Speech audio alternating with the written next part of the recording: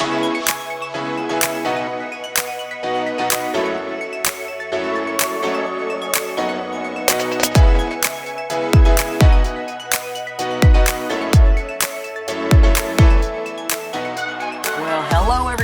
welcome to Rediscovering Your Passion and Purpose with Patty. I am Patty Stuhlin, and I am your host of this Rediscovering Your Passion and Purpose, and I'm also the Chief Pathfinder of Pathways with Patty. This week, my guest is Kez Wickham St George. She is a gifted, best-selling, award-winning author, a global writer's consultant, and a writer's coach who is very passionate about championing people from diverse backgrounds to tell their stories and write with passion.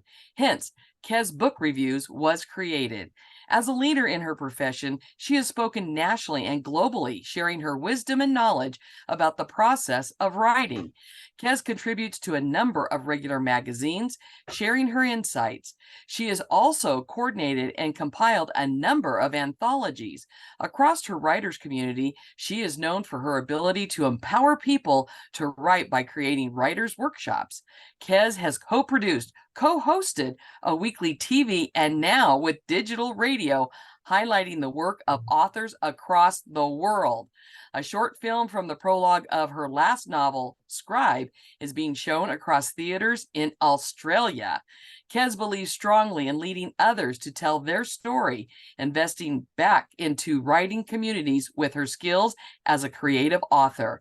She has created the Wickham St George Book Cover Awards for all authors and illustrators to be recognized. I am thrilled to have you here, Kez. How are you doing today? We are really well, thank you. It's very early, but we're up and about. Yes, as you just heard from her accent and what I just mentioned in the introduction, she is recording this episode live from Australia. And, it's kind of one of those things that you may get tired of this, but I always think it's so interesting that you're in tomorrow. And it's like, ooh, can you tell me what the future's like for me? Since you're ahead, because that's what just seems like. I just know for me when I was in Canada just a couple of weeks ago and I was just 3 hours ahead, I'm thinking, ooh, I'm 3 hours in the future compared to everybody back home in California. Yeah. Once again, it is a delight to have you here, Kez, and I'm just really excited. I've been excited ever since you and I had our initial phone call together for you to share your story, because it's such a good story of where you've been, the challenges and obstacles that you have come across in your life. And through all of it, you just keep continuing to not only make you and your part of the world better, but you are helping other people do that same thing. So with that said, please tell our audience about your story, about where you've been, where you are, and where you're going.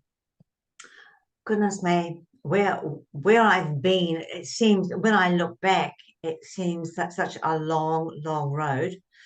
And then when I look to the future, I think, but it hasn't been that long, not really. Mm-hmm. It's I started off writing as a child, and my story was picked up by my school newsletter. It was only 2 or 3 lines, and I won a gold star. And that gold star has stayed with me ever since. I've always thought, you know what, I deserve a gold star. So you get, teenagerhood happened, and I was born in the very late 1940s. So we were expected to leave school at 16 and go to work, and then in your early teenage years get married, have children. I obeyed all the rules. Mm-hmm.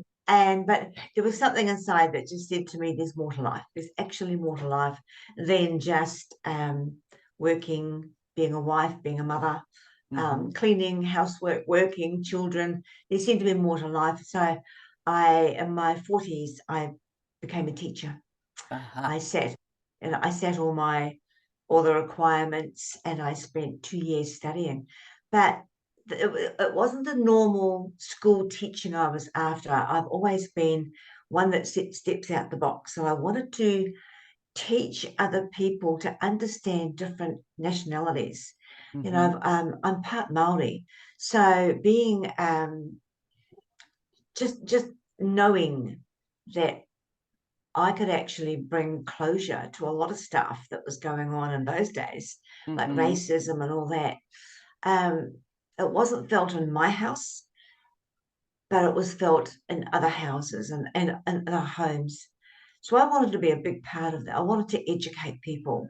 I wanted to be a huge part of that in my life, which I worked out I was. I actually learned ESOL, which is English as a second language.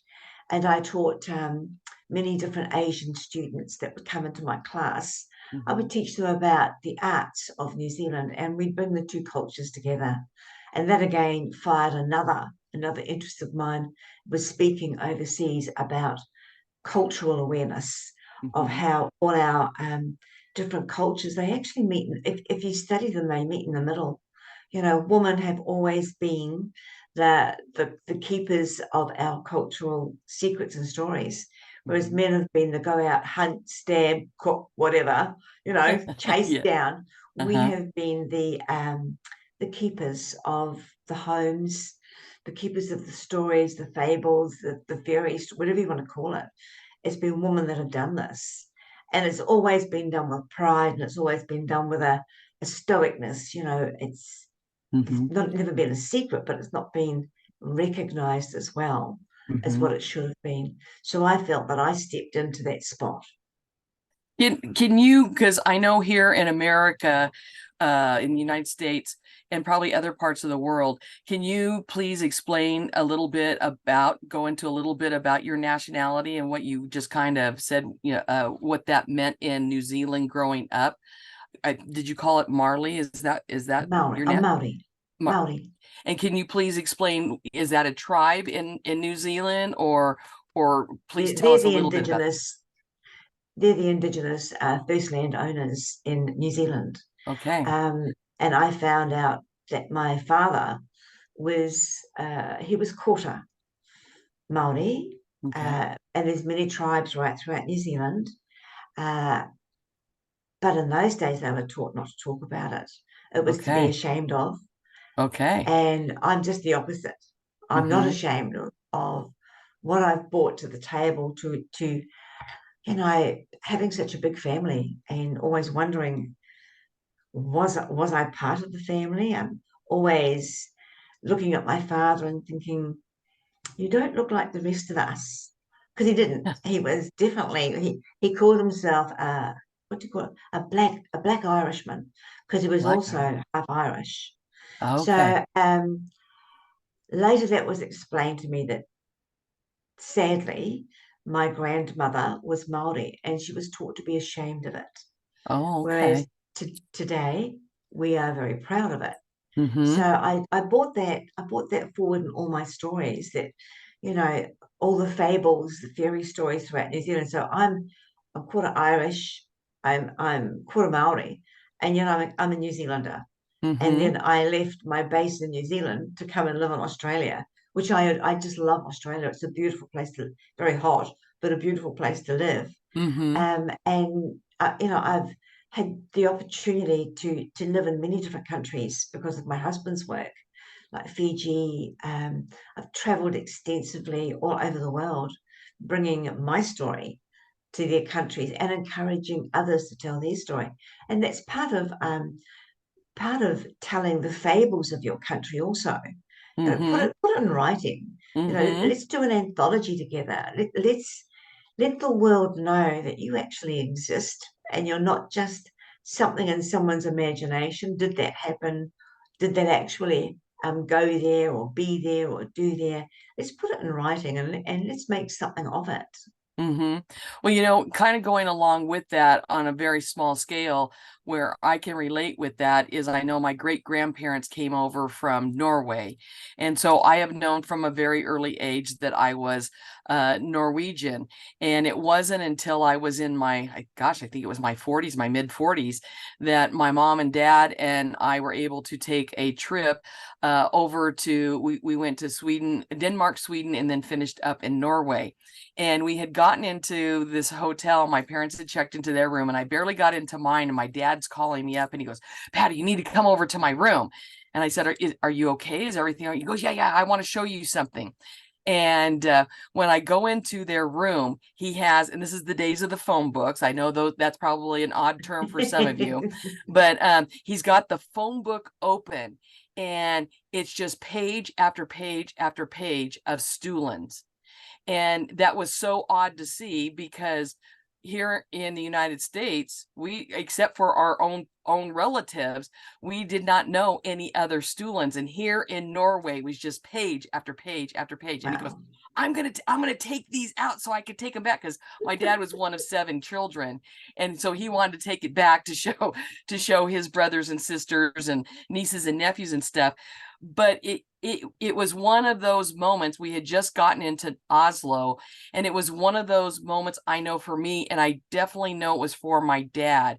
It was a direct connection, because he had heard all his life, and he had Norwegian recipes and things of that. But it wasn't until he saw all those Stulins in that phone book that he felt a true connection with his culture. Yeah. It was That's incredible. magic. It was, Yeah. I was just going to say that it was a magical moment. And I am Yeah. so blessed that I got to share that with him, Mm. because I'd always been a Yeah. big rah-rah person about that. And I would encourage my students as well to learn about your background, about your knowledge, and be Mm. proud of where you come from. Mm. And just like with you, I mean, and I find this out as I continue to get older, knowledge is power. It is. And there may be things when we're growing up that maybe we don't understand, or we don't know that that's something to be proud of, because like you said, it may have been held in confidence, or may be Mm. held in private, or whatever the case may be. Mm. But the only way that we can truly learn about each other and each other's cultures, is if we share our stories. And women are known for that. Women are Mm-hmm. known for sharing, not so much men. I feel Mm-hmm. sorry for the men because they get quite stoic, but we will gather around the table. And in my childhood, every Saturday morning, my mother would gather the aunties. And I always honored that. I was a little girl. I was told to sit under the table and color in, but I had ears and I listened and I studied and I knew I knew by the auntie's voice the mood they were in, very early on in my age, through my mother's insistence that I sit under the table as a child with my colouring in books and didn't get in the way. Mm-hmm. Um, I learned to read bodies and read voices. So I knew when someone was having a hard time. I knew when they'd talk about their morning or their week, and there'd be about 6 aunties around the table, and then there'd be like the silence, and they'd all be drinking and doing their tea and eating whatever mum had put on the table. And then there'd be story time, and I loved it, and I miss Yes. it because we don't do it anymore. We Mm-hmm. don't gather round the table. We don't tell the stories of our ancestors, and it's so important because we have their DNA in our blood. Mm-hmm. So storytelling comes so naturally to every woman I've ever met.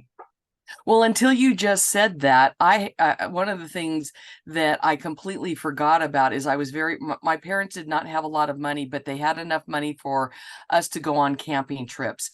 And every camping trip that we went with, there was other family that was there. Mm. And one of the things that you've just reminded me about is, I think it was great to be at the beach or at the lake and camping. That was fantastic during the day. But I think more than anything that I always look forward to was at Yes. night around the campfire. Yeah. Because not so much that us kids were talking, but just like you just said, that you were sitting there and you were listening to these stories.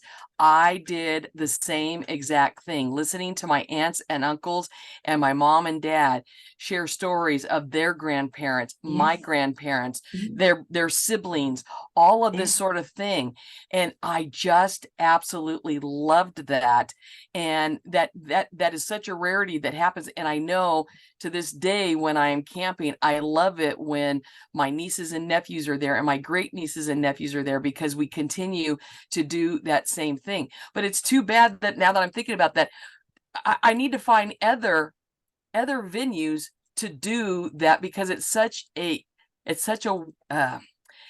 it's almost emotional for me to think about it, because it's so powerful how we bond over those stories.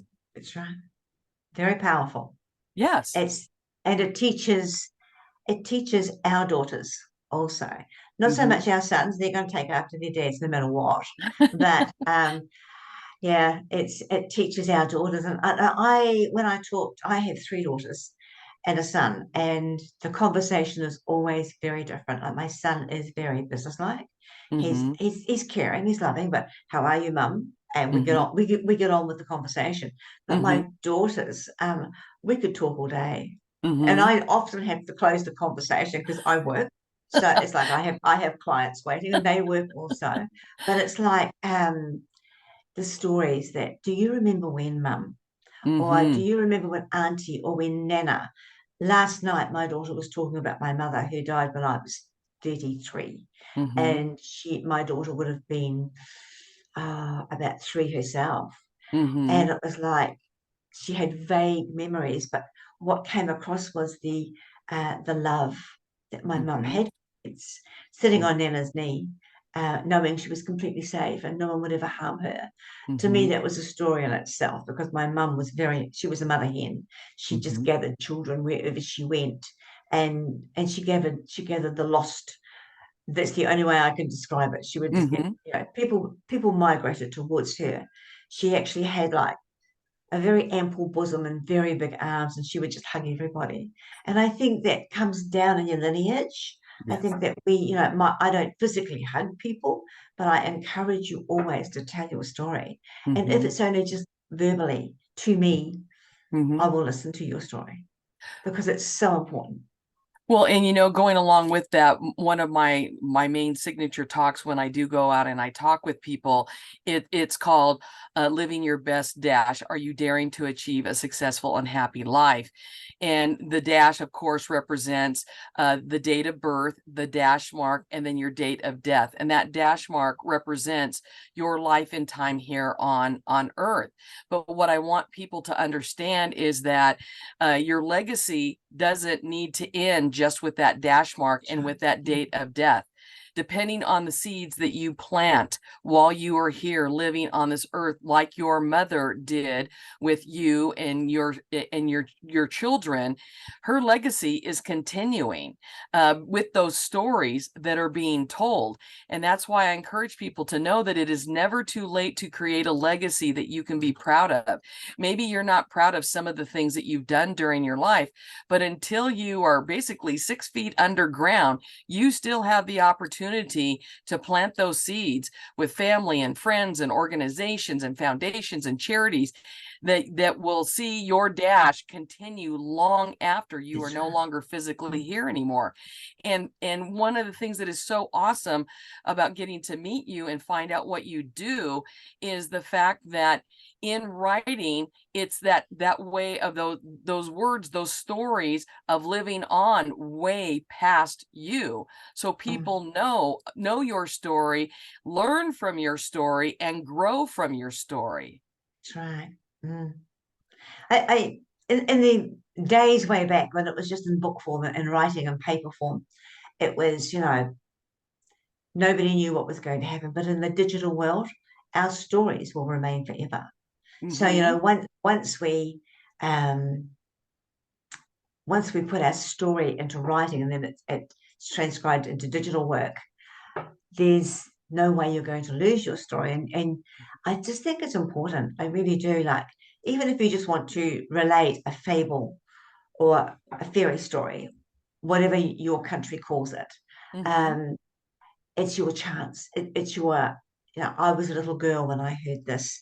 I think, once upon a time will never ever fail anybody. Once upon a time is such a beautiful opening to any story. Mm-hmm. So I encourage all women to just make notes, just Mm-hmm. write, make your notes while you're able to, because there will come a day when you're not able to make those Mm-hmm. notes, and you may have to have like a ghostwriter come in and write down your story. You don't want that, because then the emotion goes. Well, Right. not always, but I feel that the personal emotional touch goes. So I encourage most people to join. If you don't want to write a book, then join an anthology. Mm. Well, I know one of the things that I did in season number 1 of Rediscovering Your Passion and Purpose, I surprised my mom one day and I said, "Mom, I want you to be a guest on my podcast." And sadly, she had said to me, why do you want me as a guest? I have nothing to offer. I have That's nothing right. to say. And I said, oh, no, no, no, no. You do have a story, because I knew over the years of growing up, I knew bits and pieces of her story, Mm. and it fit perfectly into the stories that my guests tell. And Yeah. so basically she goes, well, I need to go put on some makeup and do my hair. And then how much time do I have? And I go, well, what do you need? She goes, can you give me 15 minutes? So I said, okay, fine. You got 15 minutes and I'll get everything set up. And the thing that was so beautiful during this podcast recording that I did with my mother, as I said, through all the years of my 62 years of life, I have heard my mother tell bits and pieces at a time of the story. But to be able to sit here and listen to her story in chronological order, I mean, it was like she almost sounded like she was reading it off a piece of paper, but she wasn't. It was all right up here in her head. And she told it in chronological order. And I found myself tearing up several times during the recording, because I thought, how many times do we think once our loved one has passed on, oh, why didn't I ever, sit down and Exactly. write down, their life or any of these other kind of things. And I thought, I mean, I wish I would have been able to do that with my dad before he passed away. But I'm thinking, what an awesome opportunity this Mm. is, because now I don't even know if my brother and sister really knew my mother's entire story. I know her 5 Mm. grandchildren do not know that story. And to think it is recorded now, it is now on YouTube, it is on my podcast formats forever, for Mm. fellow generations to know about my mom. And I just thought, Yes, what an amazing gift. it is. It's a gift. And we've got to learn. It's nothing, that some women, especially in the older ages, they shy away from the digital world. They go, I can't do it, I don't want to do it, whatever. Um, I'm in my 70s and I still love telling stories. I Mm-hmm. still love encouraging women. I often host the dinner here in my home just for women, just to be with each other. We have Mm-hmm. such a fabulous quality. You Mm-hmm. know, to be a woman is an honor and a skill. To Mm-hmm. be a woman is an absolute skill. It Mm-hmm. really is. You've these things that we must learn about being a woman, and it's the modern day woman. They're busy working. I mean, I stand back and just admire them. They have a full-time job. They have 2 or 3 children. They keep the house running. The list goes on of what they're expected to do as a modern day woman. And here am I thinking, gosh, but when I was, my family were very poor. So, I trudged to have an Mm-hmm. education. It was a trudging experience. It was, I've got to do this now, got to earn the money to pay for this now. Today's world is so different. But I'm encouraging the older woman not to be frightened of it, to join in, to Mm-hmm. be part of it, to say to your younger daughters, oh, I was on a podcast, or I've just written an anthology. How wonderful is that? It must be Yes. an absolute joy for older women to I don't know, like when I was a child, when you were in your 60s, you were old. You were Yes. really old. And Yes. my grandmother, the one I was good friends with, I like one grandmother didn't have much to do with me at all, but one grandmother did, and her name was Nana Rose, and she was right into the spirit world, Mm. and it was what I learned from her was amazing, Mm-hmm. because as I grew older, I learned that none of us are really on our own. None of us. If we rely upon the DNA in our blood to come forth and give us the knowledge that we need. I mean, so often we see something happening to younger families, and as an older woman you think, oh, I would have done this and this for that child, picked it Mm-hmm. up, nursed it, loved it. I guess in the older generations we had these women's circles. We could take our children. If the child was upset, the baby would be passed around from auntie to auntie until it Mm-hmm. found actually someone it liked and settled down. So in today's world it just doesn't seem to happen. It's a shame. Yes. Yeah, I agree 100% on that. Um, so you've just you touched on, growing up and having those struggles and stuff. was there just something that was instilled in you, or were there examples of other people in your life that gave you the fortitude to keep moving forward? Oh, my mum passed away when she was 75, and about 2 years before she passed away, and these things I didn't know about my mother, she was musical and she wrote songs. And Mm, I didn't know that until one day my father rang me, and I would have been in my late 20s. And he said to me, "Your mother's just been on the radio." And I went, "Why? What has she done now?" And he said, "She wrote a song and won a prize." And so she sang her song. She had never practiced with her voice, but she still had a nice singing voice. She was a storyteller. She was a songstress. She wrote music. mm-hmm, Um, and I didn't discover that till I was in my. But I always knew she did it, but mm-hmm, I didn't know how passionate she was about it mm-hmm, until my father rang me and said, "This is happening." So I guess that the strength of telling story has always been there, and mm-hmm, being in with my DNA with the Irish. I mean, they're huge storytellers. With Maori, they are huge storytellers. They're indigenous. They mm-hmm, brought their stories from the islands with them. mm-hmm, With being a New Zealander, we are massive storytellers. It's just something that I wanted to carry on, whether mm-hmm, it be in writing or with oral. We have to tell our story. You've got no idea how many stories haven't been told. And it makes me mm-hmm. sad to think Right, that people pass away and their story isn't told. As I said, I found out when I was in my 20s, mum was a songwriter. I would have not have known that if my father hadn't have been busting with pride and told me she'd been on the radio. right. And so I rang my other sisters and said, "Guess what? Mum's been on the radio, la la la." And they said, "We didn't know that." So it's having that fortitude and Mm-hmm, knowledge that not to be ashamed, mm-hmm, but to be, we have many skills. When I think about my childhood, it was full of music. It was full of storytelling, and I want to bring that forward to the day I pass over. mm-hmm, Is that tell your story? It's important that mm-hmm, my great great grandchildren will discover that they had a grandmother that told stories. And what were those stories? Well, they're all in writing. They're all digital books. They're all in hard mm-hmm, copy books. Pick one up and read about her life. She was a mm-hmm. bit of a gypsy. She never took no as the answer. There had to be more than no in her life. And let's face it, a lot of us get no's. Oh, yes. So it was just recognizing the fact that I want to encourage all women to tell their story. When And you it's just a thing that's so deep inside me.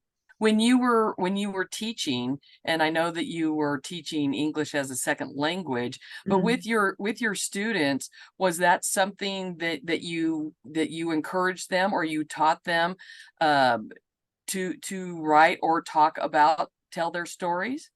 We swapped cultures. Mm, I would host maybe 20 Asian students, and I would teach them what they didn't realize that they were teaching me about their culture. So right. when I went, I was invited to go over there. So I went over there. I felt very much at home. I knew some of their culture. I was very much at home with Mhm, them, talking to their parents couldn't talk English, of course. So we used body language, sign mhm, language. Their children would interpret. I met a beautiful woman over there called Michiko, who was an interpreter. We wrote a book together. wow. She interpreted everything that I said into Japanese, and although I wasn't very clever at it, I, we had artists from Australia and Japan come in and illustrate the book.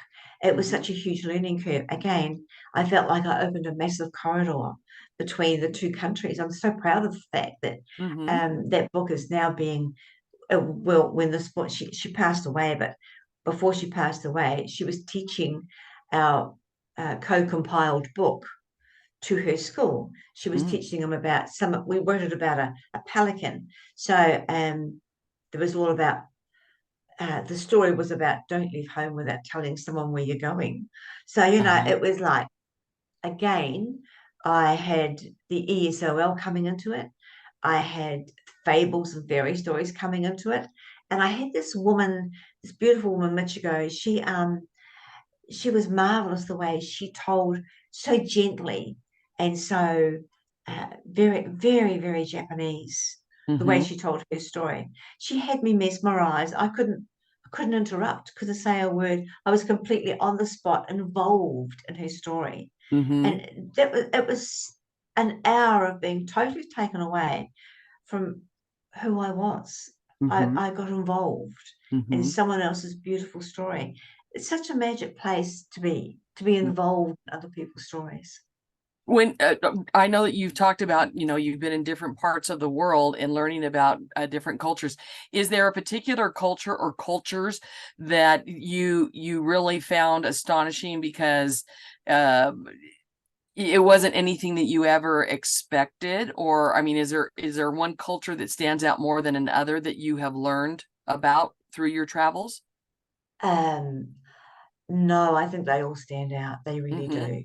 All Mm-hmm. stand out in their own different genres. To learn, it's quite an honor to be invited to learn about another one's culture. It's an honor, and we should treat it like that. But Mm-hmm. it's also, it's not just, it hasn't just happened. It's been going on for years, millions of years, when the people, our greatest of ancestors, would travel across mountains and lakes and forests to meet up with another tribe and exchange stories and trinkets and Mm-hmm. food and learn about each other. Food and stories go together, whether you like it or not. They You sit do. around a table full of women, and their culture will be on the table of food, and you say, "Oh, what's that? How did you make that? It Mm-hmm. tastes beautiful." Or you might not be too sure of it. Like, I've got an allergy to fish, so I have to declare aloud, "I can't eat fish.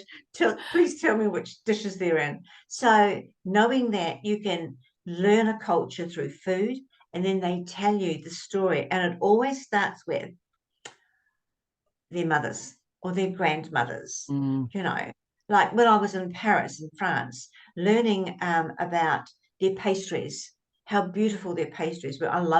I could eat pastry all day long. Mm-hmm. So learning about their social structure, about how the women were the ones that got all the other younger women in. The babies were placed on certain, the grandmas would look after the babies. The young mums needed to know, they were taught. It's worldwide. Every country this happens in, every Right. single country. This happens in, the women get together and we share. Well, and going right along with that, there is a group that I started a few years ago, um, uh, because I was an activities director when I was teaching, and I would go on these little field trips, and some of my friends said, "Well, Patty, once an activities director, always an activities director." And I thought, "Oh, I'm a retired activities director. Ooh, I'm rad, RAD." And so they said, now that you're retired and you're doing this, you need to bring other retired people together and do the same type of thing. And so right now we have 18 people that I have brought together. And originally when I started this, gosh, I think it's now going on 4 years. But when I first brought it together, I'm just thinking that, oh, because RAD stands for Retired Activities and Destinations. So it's like we once a month we would go take a field trip, or we go to a destination, or we gather at someone's house, and I have like a thematic thing that goes along with it. What I did not, and I just thought it would be getting to experience new places and things with these fellow retiree women. Yeah, What I did not anticipate from this experience, because these women are at all different stages of their lives. Yes, they're retired, and I happen to be one of the youngest, but because we're at different stages in our lives, we are experiencing different things in our lives, whether yeah, it's the death of parents, or it is an illness with a spouse or a loved one, or that sort of thing, or getting to go on, Medicare or Medicaid, or, because of your certain age. We're all learning from one another in these situations life lessons that they're taking their knowledge that they are learning and they're sharing it with the rest of us. And I'm telling Yes. you, I did not anticipate that part of the stories, so to speak, to be Mm. shared, to be able that they are paying it forward to me, just like I know I am at that age as a sage, I look at of paying it forward to others to help them on their journey of life as well. So it's Mm. amazing when you get these women together. Not only are they talking about the food, because usually when we gather at somebody's house, like we just met the other night, I asked that everybody to bring whatever they thought would be an autumn appetizer, whatever that meant to them. And it was amazing to see what people brought. And like you Yeah. just said, they're talking about it, why they picked that, blah, blah, blah, blah. You just learn so much about that person.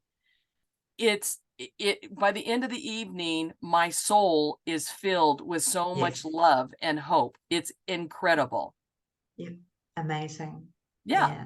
Yeah. It's not done often enough. And, you know, I was just before we went on the podcast, I was reading an article about once you're 52, maybe 50, well, it's in middle 50s, a woman tends to disappear.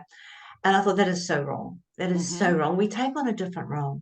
Mm-hmm. And I want, if anyone's woman are listening to this, I want you to realize that from your 50s, your life changes terrible, not terribly. It changes so much. You think, Drastically. where did that come from? I Yes. was not expecting that. We become menopausal. Yes. So with the menopause, it's a wisdom thing also.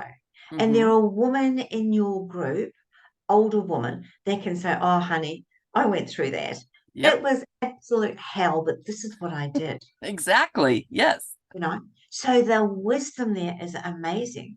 Yes. And sometimes I feel like I'm still 7 years old, sitting at the feet of wise women, listening to these stories. I Yes. really do. I mean, I'm one of the older women in our group now, and I was at a networking meeting the other day, and there would have been about three older women, and the three of us just stood back, and we watched all the young women twitter and look beautiful and be beautiful, and they are beautiful.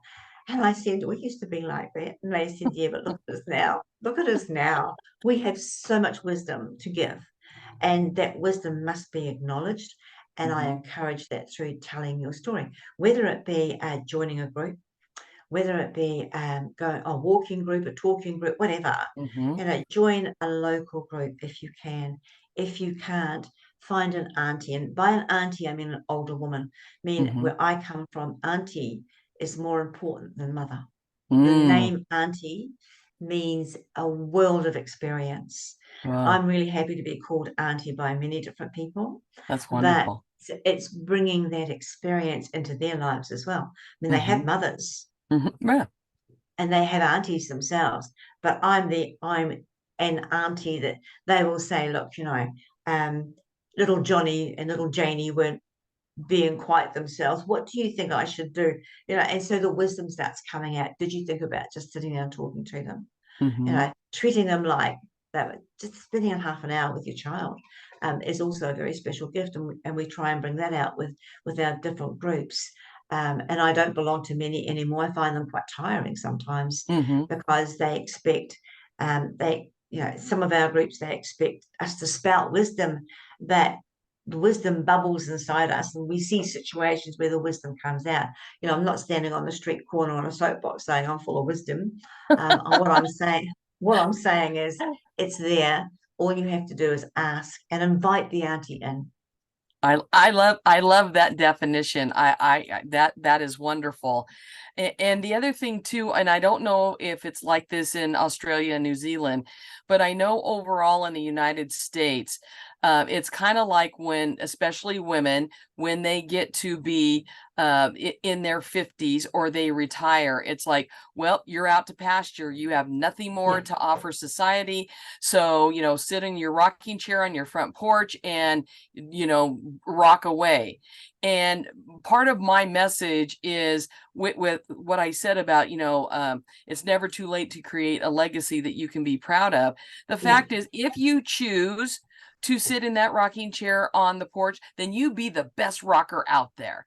Exactly. If you don't want to, I mean, 61 years old, I decide I'm going to go out and I want to start a business. Pathways with Patty is born 2 years ago. I'm a motivational speaker. Here I am. I'm 62. I'm starting this podcast. I'm a life cycle celebrant. I officiate weddings and funerals, on and on and on. I mean, I'm not out to pasture. Just because I retired as an educator did not mean that my time on this earth was done. So I encourage people, especially women, that do not think just because you're retired or you reached that age that life is done for you, because that is the furthest thing from the truth.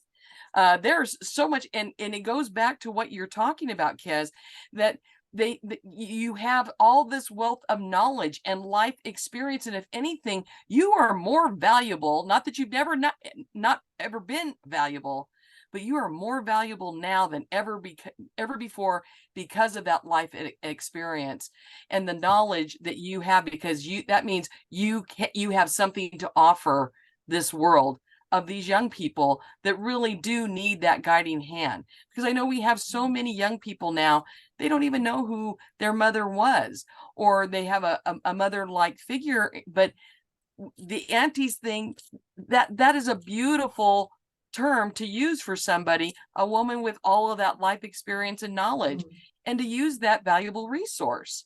We don't use, in the United States, we don't use that resource enough. We don't value it enough, and we need to. Yeah, I think in my world as a writer and as a person that encourage, I'm a writer's mentor and a coach, and I think what stops me in my tracks is when I meet older women who have retired now. Over here in the South Pacific, you can retire at 65. So, and you can go on a pension or whatever, or you can have your own pension, whatever your life dictates. Mm-hmm. And they say, oh dear, why don't you go and volunteer? And I thought, you're damn right I will. I will go and volunteer.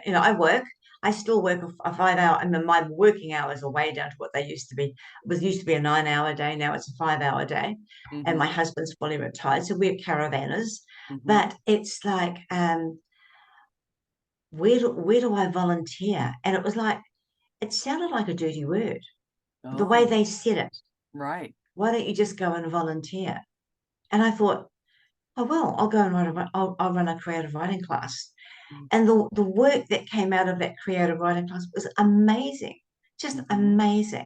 Mm-hmm. So there are things that we can do that bring our skills out. Don't just think, oh well, I've retired. If you want to sit in the rocking chair, go for it. Be Mm-hmm. the best rocker, as you said, as Yes. you can be. Yeah. But most of us don't want to. Most of No. us don't. Right. Most of us have, most women I know that are in their 70s and 80s now. I mean, you look at Jane Fonda, she's in her 80s Oh. and she's still going strong. Oh, yes. She might look a little bit older than what she used to, but we all do. Age Exactly. age is quite terrifying sometimes, but it doesn't stop the twinkle in the eye and the smile and the wisdom that we've packed inside us all Mm-hmm. these years. I mean, I just think there are women that go to their grave thinking, I haven't got anything worthy to share.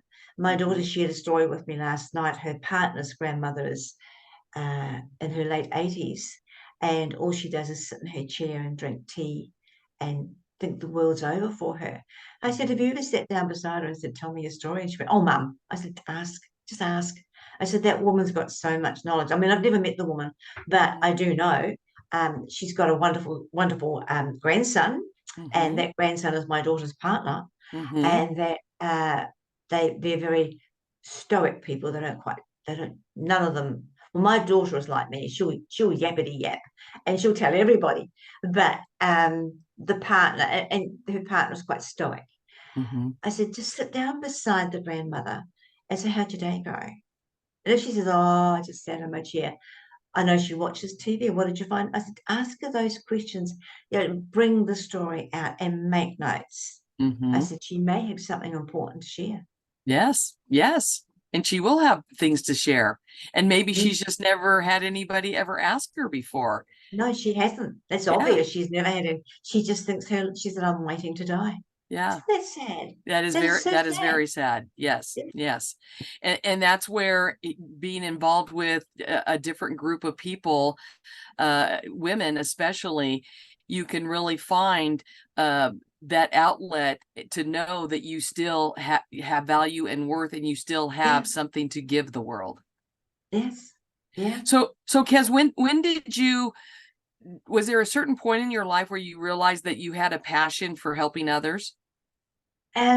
Yes, I would have been at Teachers College when I realized that I had this inner knowledge that I can actually help people write these stories. And so I just worked at it over the years. Back then, there was no such thing as an anthology. There was no such thing as a woman. Well, you didn't really get Enid Blyton was about it, I think, for woman writers. I mean, they weren't that popular. Mostly men. Mm-hmm. We were too busy raising our children to be Mm-hmm. beautiful humans. Mm-hmm. So I was in my 40s when I suddenly discovered that uh, the difference between cultures. And it was, to me, first of all, it was fun. It was fun walking that corridor of the Asian culture, the Maori culture, the South Pacific culture. And there was me, a little Kiwi lady in trying to bring all the cultures together. It was fun, and it was like it was exciting Mm-hmm. for that to happen. But now it's almost, we've got to get this done, ladies. We've got Mm-hmm. to get this done, and we've got to keep it going. You know, today I find it's from my 40s and I'm in my 70s now. It's we've got to keep the story going. We've Yes. got to the experience of meeting as in a group of women, whether it be over food, over children, wherever it be. We've got to keep this going. We can't let it stop. There is such magic in our past that we've, our experience today is made up of some of our past. And Mm-hmm. our experience will be made, our children will be saying, oh, my mum used to say, or my mum used to do, or my grandmother or my auntie, she told me this. It's not going to be forgotten, but it's Right. important that we pass it on. Yes, most definitely. So what would you say is probably the best piece of advice anyone has ever given you?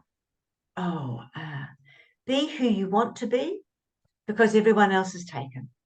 Oh, that's good. Could you please repeat that? Be who you want to be because everyone else is taken. So true. So true. What would you say that where you are right now in your life, what are you most passionate about? I'm most passionate about encouraging other women to tell their story. Now, just recently, I had a rather large discussion with two very top businesswomen in Australia who are into their anthologies, and it's a perfect way. Search for if you want to just put your voice onto maybe a 2,000 word chapter. It's a perfect way of saying, I was here, this is what I did, this is how I felt about life, and this is who I am. It's perfect. Mm-hmm. If you've got the intention of writing a book, then do that. We have to leave our story behind. What we need to do is start leaving our experience, not just our story, but our experiences behind. How Mm-hmm. did, if I was, well, for instance, my first marriage was a horrible one. It was awful. How did I work through that? It made me who I am today. It made Mm-hmm. me realize that I have a voice. I can hold my hand up and I can say, that is not right. Mm-hmm. We need to be able to tell the story, tell it truthfully, and leave it as a trailblazer for Mm-hmm. other women to say, that woman in her 70s can do that, then so can I. If Patty in her 60s can do that, so can I. Yes. Life's not over No. until we're actually under. Mm-hmm. So let's just stop the gossip and the crap that goes on with some women's circles. That really upsets me in life. I think that Mm-hmm. doesn't need to be said or done. Mm-hmm. And it stops a lot of women, older women, from associating. Yes. Yes. It really does. Start up your own group if you can, or go meet up with, go to your local volunteer service brigade, whatever you want to call it. We have one here called the Autumn Centre where I live, and there are so many older women there, and they meet for coffee, they go for walks, they tell their stories, and they get entertainment, they come in, they do all sorts of wonderful things. Join something like that so your life is lifted. Don't sit in a rocking chair. If Mhm. you can get out of it, do so. If you can't, then invite someone into your home to chat Mhm. to talk to say, well, when I was 30, this happened and this is how I got around it. Or, when I was 50, I had this beautiful party for my 50th. Tell your story. Tell us what Yes. you did so that it can make a bit of a trail for us to follow. It's like breadcrumbs, Mm-hmm. Oh, following yes. those trails. Yeah. Yeah, most definitely. So what would you say right now where you are in your life? What is your purpose? My purpose is to encourage other women to tell their story. And you are doing that, Kez, and you're doing a very good job of it. And I know that Thank more you. and more people are going to know about it after they listen to this podcast to be very inspired by that. What do you believe is your superpower? My superpower. Oh, my superpower. Well, I haven't got a cape, but I've It's certainly got a invisible. crown. Yeah, Yeah. there you go. I like that. And now and again, like every other woman, I have to wake up and straighten that crown up and think I'm doing today. I am going to do today, whether you like it or not, Will, I'm doing today. Uh-huh. So it's just a simple fact of, we're such clever creatures. We go through so much physically, emotionally. We are the torchbearers for most families of, we know how to grieve. And that's a huge part of woman's life because we Mhm. grieve for a lot of stuff going on. We grieve for our youth. We grieve for our mothers, our fathers, our family. We grieve with our babies that when they come home and say the dog died or whatever, we know how to do all this. It's inborn, it's inbred. I Mhm. think my superpower is just like that of every other woman. We know how to storytell, and um, we know how to wrap happiness up, and we know Mhm. how to the different areas of life. We just know it. It's inbred. It's inborn. It's just nature. Mhm. So My so with superpower is turning my crown the right way up every morning. and you're doing a darn good job of that too, I'd like to add. How would you say that you are living your best life, or as I say, living your best dash? Well, living my best life, it would be. I really enjoy this time with my husband. We've both Mhm. worked very hard, so we often caravan, and of course, as you get older, health issues happen. It's taking the time out. We don't have to rush off anymore. We don't Mhm. have young children. We don't have to go to work. Um, I'm in this situation where I can work or I don't have to work. It's up to me. But Mhm. I'm very passionate about what I do, so I work. But my husband is fully retired, and it's brought out another side of our life together. So that to me at the moment is it's just wonderful to Mhm. see us. I don't know. We're the same people, but we're different people now. Mhm. You're just a different version, and you're still making it happen. I mean, Yes, you're still living. You're still enjoying life. yes. Enjoy every day. I mean, there's going to be days you think this is crap. I don't want to be here.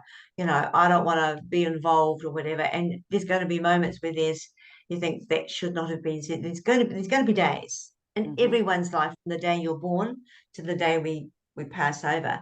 There are days we think we don't want anything to do with this day. My advice to anybody is wrap it up in a bubble and have a good look at it. Was it that bad? Was it really that bad?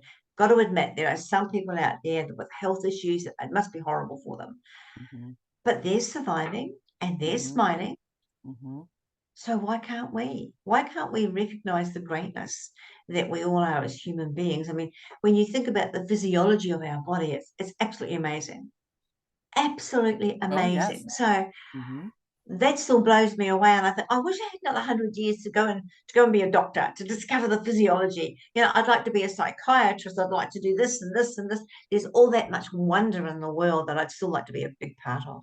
Oh yeah, and you are. You're still doing it, girl. You keep going. Yes, keep that crown on there and you keep moving forward. Are there any final thoughts or words of wisdom that you would like to share with our audience?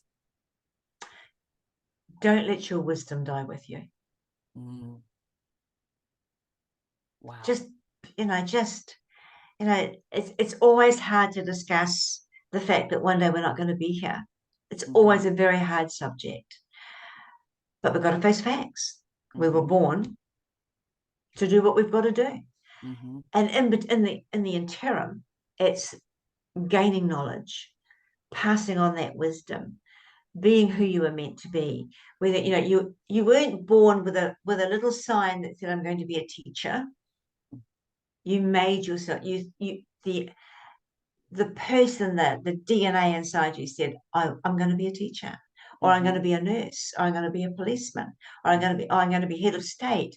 And now, I mean, I'm going back to my childhood languages of when you grew up, you were a secretary, hairdresser, whatever. It was all female stuff. Now I could be the president of the United States if I wanted to be, because our gender has been recognized. I think the world is an open place. Let's share our stories. Amen to that. I just want to thank you so much, Kez, for being my guest today. It has just been it's been wonderful talking with you, and for you being able to just help me remember some of my story based on my lineage and the people that paid it forward to me. Thank you so much for bringing that to the forefront of my mind, and I believe so many other people that are listening today. It's been a treat. Thank you. With that said, I know that there are going to be people that are saying, I want to talk to Kez because I want to know about writing my story or my anthology and all that good stuff. How is it that they can get in touch with you and be able to talk with you and possibly work with you? Well, if they go to my web, they can read all about me, which is kezbookmstgeorge.com.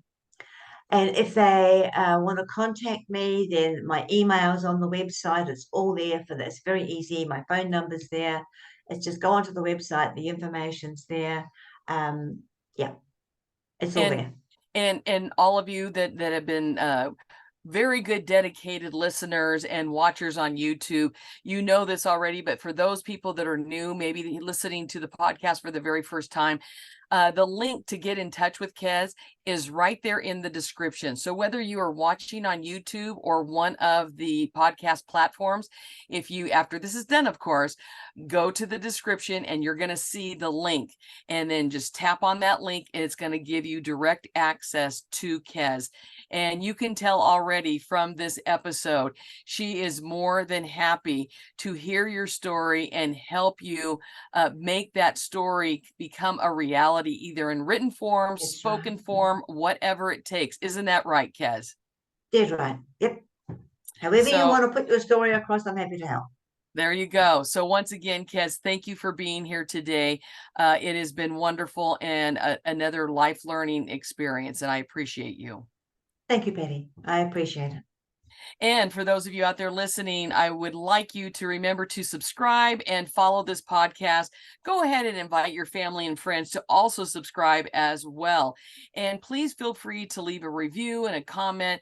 I love hearing from you. And also don't forget to check out my website at www.pathwayswithpatty.org and sign up for a Zoom chat with me. And we can talk about things that you are passionate about and your purpose, or maybe you'd like to also be a guest on the podcast. Also, when you go to my website, you can sign up to get a free copy of my Pathway to a New Beginning roadmap. So until we meet again, continue to live your best dash and know that life's an adventure. And I want you to enjoy the journey because your life matters. Thank you for joining us today, and may God bless you all.